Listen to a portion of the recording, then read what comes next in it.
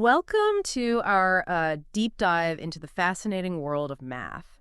Now, before you tune out thinking this is going to be all equations and formulas, trust me, it's not going to be like that at Oh, all. right. We're diving into Jordan Ellenberg's book, How Not to Be Wrong, The Power of Mathematical Thinking. And we're going to see how math and mathematical thinking can help us kind of look at the world in new ways and make smarter decisions. You know, you might be surprised to discover just how much math kind of like underpins our everyday lives. Yeah, it's true. I mean, math is so much more than just formulas and calculations. Yep. It's really a way of thinking, a set of tools for approaching problems, understanding patterns. And Ellenberg does a really fantastic job of showing how these tools can be applied to everything, from politics and economics to history, even relationships. Yeah, and one of the things that really struck me early on in the book was Ellenberg's point about linearity versus nonlinearity. Well, And he uses this example, he calls it the less like Sweden argument, where people assume that because Sweden, let's say, has high taxes and faces certain challenges, any country adopting similar policies is doomed to fail.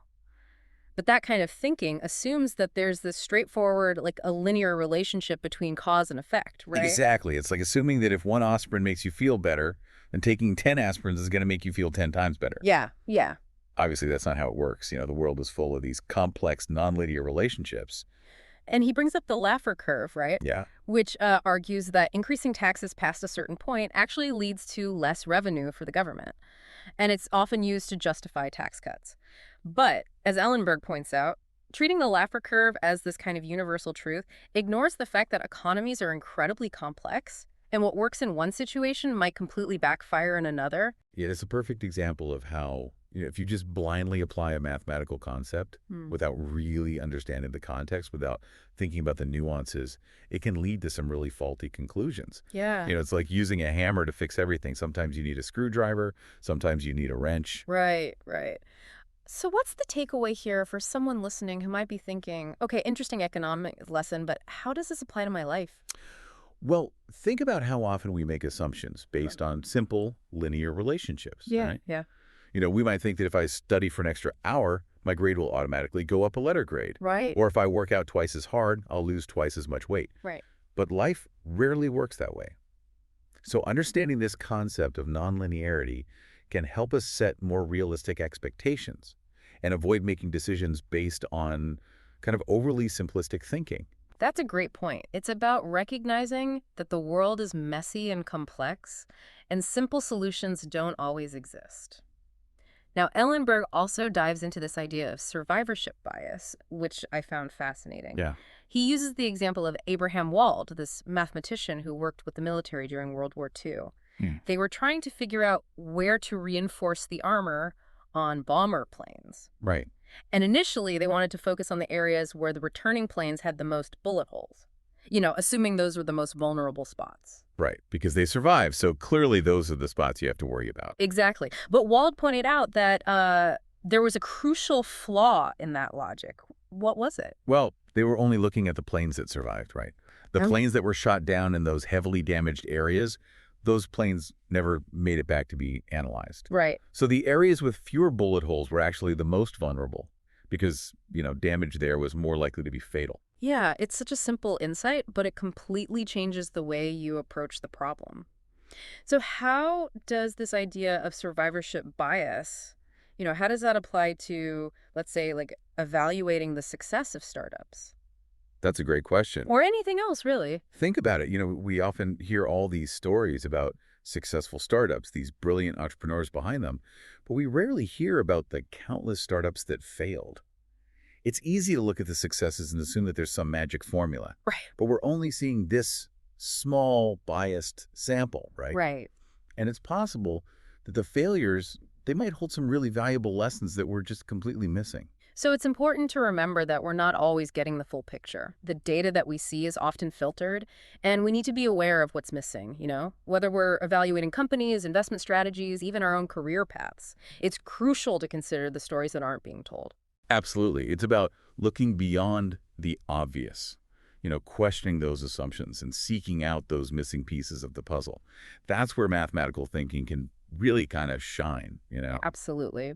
Ellenberg also talks about the importance of context when looking at statistics, right? Right. And he gives a few examples of how comparing raw numbers without considering the context can lead to some really misleading conclusions, like the fact that California has the most brain cancer deaths in the U.S., Right. which sounds alarming, but But it makes sense when you consider that California also has the largest population. right. So if you really want to understand what's going on, you need to look at the proportion of deaths relative to the population size. Right. Exactly. Otherwise, you're just comparing apples to oranges. And he uses a similar example with the 30 Years' War, Yeah. which, while seemingly insignificant compared to modern conflicts in terms of the total number of casualties, it actually wiped out a huge proportion of the global population at the time. Yeah, it's about understanding that numbers, they don't always tell the whole story. Right. You know, we need to consider the context, the background, that bigger picture. Just like a single word can have different meanings depending on the sentence that it's in. A number can have very different interpretations depending on the context. So how can we, as listeners, apply this idea of context to the information that we encounter every day, Right. whether it's news headlines, social media posts, or even statistics presented in a business meeting? How can we make sure we're not misinterpreting the data? I think it starts with asking questions. Don't take numbers at face value, dig deeper. Right. What's the source of this information? What's the sample size? What are the potential biases? By developing a more critical, inquisitive approach to data, we can avoid falling prey to those misleading claims and make more informed decisions. Right. And this brings us to the law of large numbers, which Ellenberg uses to explain why small schools are more likely to have these extreme fluctuations in test scores. Right, because with smaller sample sizes, you're much more susceptible to random variation. Right. A few high-achieving students can really dramatically boost a small school's average score, whereas a few low-performing students can drag it way down. Yeah. But in larger schools, these individual variations tend to average out, resulting in more stable results. So when we see rankings, based on these small sample sizes, we should be wary. A small school at the top of the rankings one year might plummet to the bottom the next. Right. While a large school with, consistently good but not necessarily exceptional scores might actually be a better bet in the long run. It's a great example of how understanding even a basic statistical principle can help us make more informed judgments about the data we encounter. Yeah. It's not just about the numbers themselves, but it's about the story behind them, the context, the nuances that we might miss if we don't approach the information with that mathematical mindset. It's funny, how even when we think we've moved beyond basic math, we find ourselves circling back to it in these unexpected ways. Ellenberg talks about, solving quadratic equations, something most of us probably haven't thought about since high school. Right. But what's interesting is he's not advocating for memorizing the quadratic formula. Right. He's encouraging us to think about problem solving in a more flexible way. Yeah. Sometimes the most elegant solution isn't the most practical one, right? Exactly. He uses the example of calculating a missile's trajectory.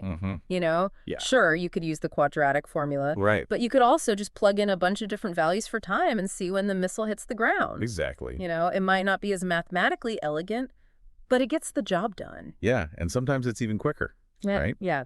It's about understanding the underlying concepts and applying them in a way that makes sense for that particular situation. And sometimes, trial and error can be just as effective as using some complex formula. Right, right. So it's not about blindly following rules, but about understanding the tools and using them strategically. Speaking of rules, Ellenberg also delves into this often misunderstood world of p-value. Yes, the p-value, a cornerstone of statistical analysis, but also a source of so much confusion and misuse. Yeah. The key thing to remember is that a p-value, it isn't a guarantee of truth. Right. It simply tells us the probability of observing our results. If the null hypothesis, this idea that there's no real effect, is actually true. He uses that hilarious example of the dead fish fMRI study, Yeah. where researchers showed pictures to a dead salmon and found brain activity. Right. But of course, the salmon wasn't actually thinking. Of course. It was just random noise that happened to pass that p-value threshold for statistical significance. It's a great illustration of how two values can be incredibly misleading if we don't consider the bigger picture. We need to think about the study design, the sample size, the potential for bias, and the overall plausibility of the findings. Yeah. Does it actually make sense? So how can we, as non-scientists, avoid being misled by p-values. What are some red flags we should watch out for when we encounter, like, research findings in the news or online? Well, one thing to look for is the source of the information. Right. Is it a reputable scientific journal or a website with a clear agenda? Yeah. You know. Also, pay attention to the sample size. Studies with small sample sizes are much more likely to produce statistically significant but ultimately unreliable results. Right. And always be wary of those sensationalized headlines that kind of overstate the findings of the study. Right. Right. It's about being a critical consumer of information, not just accepting things at face value. Now, Ellenberg then introduces this fascinating concept of Bayesian reasoning. Yeah, Bayesian reasoning is all about how our prior beliefs influence how we interpret new evidence. And Bayes' theorem, it provides this mathematical framework for updating our beliefs as we gather more information. Okay, so he uses the example of a roulette wheel. If we believe the wheel is fair, but it lands on red 5 times in a row, our belief in its fairness might start to waver a little bit, Right, right? correct. So we use the new evidence to adjust our prior belief. Exactly. It's like that saying, fool me once, shame on you, fool me twice, shame on me. Exactly. Each spin of the wheel provides new information that we can then use to update our beliefs. And this applies to all sorts of things, from evaluating medical diagnoses to, assessing the reliability of news sources. And it's interesting how this concept of Bayesian reasoning can help us understand things like conspiracy theories. Right. People who believe in conspiracies, they often interpret any evidence that contradicts their beliefs as further proof of a cover-up. Right. It's a classic example of confirmation bias. Yep. They're so committed to their prior beliefs that they twist the evidence to fit their narrative Right. instead of being open to the possibility that they might be wrong. So how can we avoid falling into that trap ourselves? How can Huh. we be more open to changing our minds when presented with new evidence, that challenges our beliefs? I think it starts with recognizing that we all have biases. Right. We all have preconceived notions about the world. The key is to be aware of those biases Right. and to be willing to challenge them when presented with evidence that contradicts our beliefs. It's about being intellectually humble, Exactly. admitting when we're wrong, and being open to learning from new information. And that's a great segue into Ellenberg's discussion of game theory. Yeah, game theory is a fascinating field that explores how people make decisions in these kind of strategic situations. Right.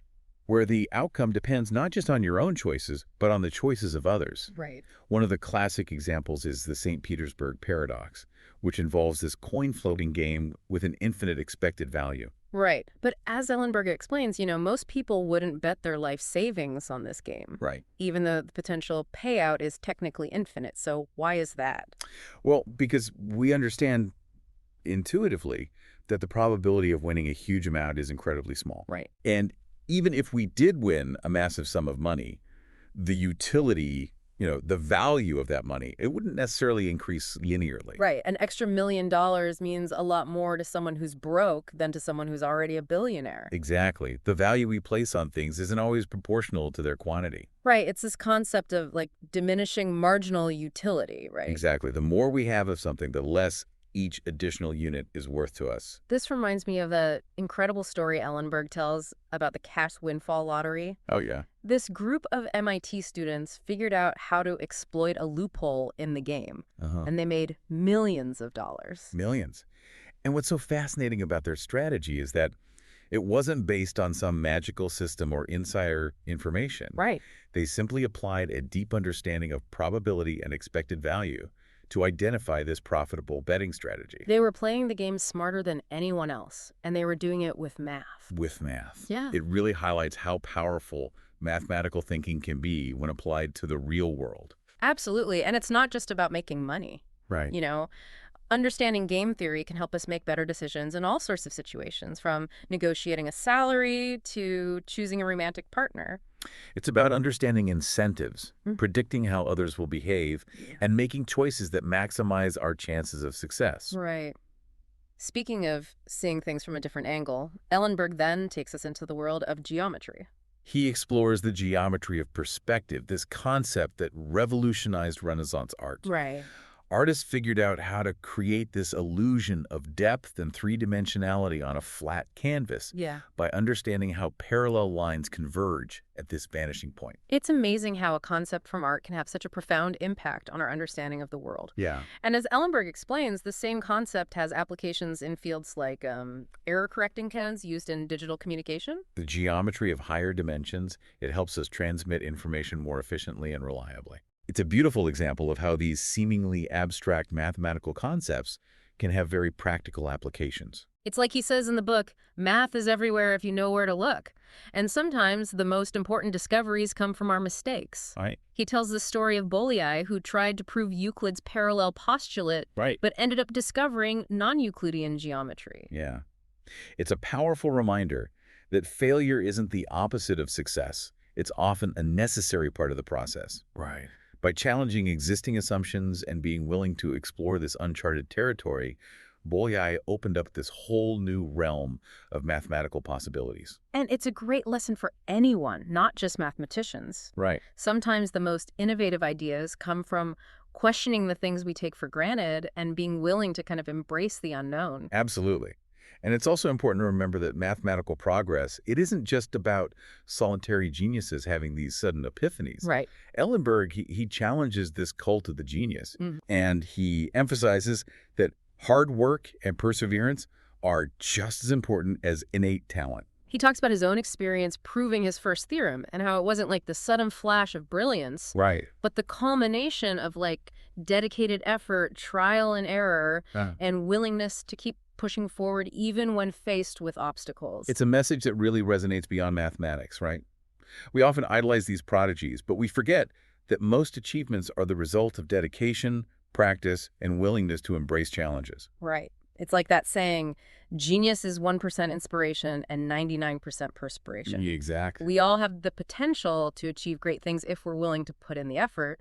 And sometimes, it's important to acknowledge the limits of our knowledge and kind of embrace uncertainty. Ellenberg argues that, our desire for precision can sometimes lead us astray.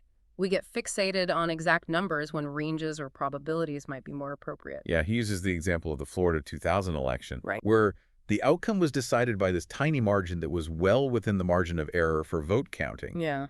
It highlights the importance of understanding the limitations of our measurements Right. and acknowledging when uncertainty is just inherent in the system. Right. Sometimes a coin flip is the most honest way to decide a close call. So rather than clinging to this false sense of certainty, it's often better to acknowledge the fuzziness of the world and work with probabilities and ranges. It reminds me of that quote by the physicist Werner Heisenberg. The more precisely the position is determined, the less precisely the momentum is known. Right. And speaking of uncertainty, we can't forget the classic correlation versus causation conundrum. Yeah, it's a tricky one. Ellenberg provides some great examples of how easily we can misinterpret correlations. Right. He talks about the correlation between smoking and marriage, Uh-huh. pointing out that while smokers are less likely to be married, quitting smoking won't necessarily improve your chances of finding a spouse. Yeah, it's a great example of how correlation doesn't equal causation. There could be other factors at play, like personality traits or social circles that influence both smoking habits and marital status. He also mentions Fisher's skepticism about the link between smoking and lung cancer, highlighting that even brilliant minds can fall into the trap of assuming causation where there might be none. Right. Fisher argued that there could be this common cause, like a genetic predisposition, that explains both the tendency to smoke and the increased risk of cancer. So it's a good reminder to be cautious about jumping to conclusions based on correlations. Yeah, absolutely. We need to consider those alternative explanations and look for more robust evidence before making any kind of causal claims. He also brings up Bergson's paradox, which explains how correlations can arise from common effects. Right. He uses the example of dating. Suggesting that if you only date people who are either nice or handsome, you might observe this negative correlation between those two traits within your dating pool. It might seem like nice people are less likely to be handsome, but that's just an artifact of your limited sample. It's like looking at a bowl of M&Ms and concluding that green M&Ms are always bigger than red M&Ms. You know, you might be right based on the M&Ms in that specific bowl, but it doesn't reflect the true distribution of M&M sizes. Right, exactly. It's a reminder that our perceptions can be skewed by the way we filter information and the limited samples that we observe. Right. And these kinds of misinterpretations can have real-world consequences, especially when they influence our decisions and our beliefs. Yeah. And it's interesting how, these statistical quirks and paradoxes, they can play out in areas like politics, where data is often used to sway opinions and shape decisions. Oh, absolutely. Yeah. You know, Ellenberg, he talks about how public opinion polls can be incredibly misleading. Especially when it comes to like these complex issues where people's opinions might be kind of all over the place. He uses this example of government spending. Most people, if you ask them, they'll say, oh yeah, we need to cut spending, cut spending. Right. But then when you start asking them about specific programs, they're often opposed to cuts to the programs that they benefit from. It's like the classic cut spending but not my spending dilemma. Right. Exactly. It highlights this challenge of translating individual preferences into like these coherent collective decisions. Right. It's not always as straightforward as a simple majority vote, especially when you have more than two options to choose from. Yeah, Ellenberg brings up this work of Condorcet, this French mathematician and political philosopher who grappled with these very challenges of social decision-making. And Condorcet, he really believed in using reason and mathematics to try to create a more just and equitable society. He even proposed a voting system that was designed to find the option that was, like, most preferred by the majority, even if it wasn't anyone's top choice. So instead of just going with the option that gets the most votes, Condorcet's system was trying to find the option that would win in like a head-to-head matchup against any other option. Exactly, yeah. It's a fascinating approach. Yeah. But it also highlights how complex these issues can become when you move beyond, simple majority rule. Yeah, it reminds us that there's rarely a perfect solution when it comes to, these kind of complex social issues, especially when you're dealing with these diverse opinions and these competing interests. Right. There are always trade-offs to consider, and no system is going to satisfy everyone. Right. And Ellenberg also touches on this idea of like the will of the people and how it can be such a slippery concept. Oh, yeah. He uses the example of the 2000 presidential election, Right. where, Ralph Nader's candidacy likely siphoned off enough votes from Al Gore to give George W. Bush the victory in Florida. It makes you wonder if Bush truly represented the will of the people in that election, Right. given that a majority of voters likely preferred Gore over Bush. It's a good example of how our electoral systems don't always perfectly capture these nuances of public opinion. Right. And, this isn't just an American issue. Electoral systems around the world, they grapple with these similar challenges. Right.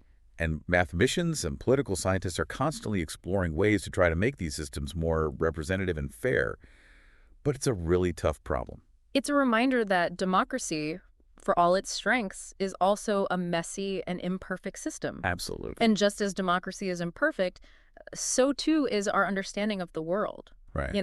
Ellenberg reminds us of the importance of acknowledging uncertainty and embracing the limits of our knowledge. Right. We crave certainty. Yeah. We want those clear-cut answers. Yeah. But sometimes that's just not possible. Yeah. He gives the example of standardized test scores.